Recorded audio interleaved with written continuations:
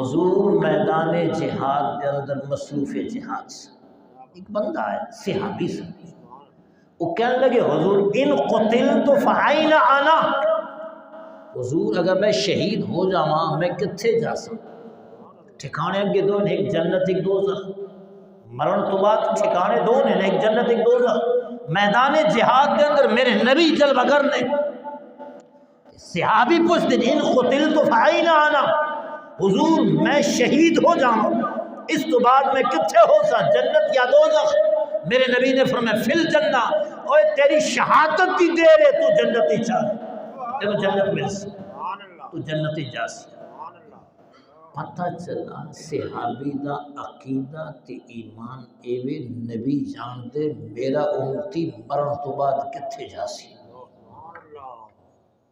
سانو اپنی عاقبت دا پتہ نہیں، سانو جنت ملنی یا دوزخ، لیکن اللہ دے سونے نبی نو پتہ ہے میرا اے امتی جنتی ہے یا میرا ہی امتی دوزخی ہے۔ وہ پوچھ دن حضور ان قتلت فأین انا، اگر میں شہید ہو جاواں کتے ہو سا؟ میرے آقا نے فرمایا فی الجنہ، بس تیری شہادت کی دیر ہے، تو جنتی جا سی۔ وہ ہاتھ اس تلوار سی، میدان جہاد وچ اتر گئے، لڑدے رہے، شہید ہو گئے، حضور دے فرمان دے مطابق جنت رسید ہو۔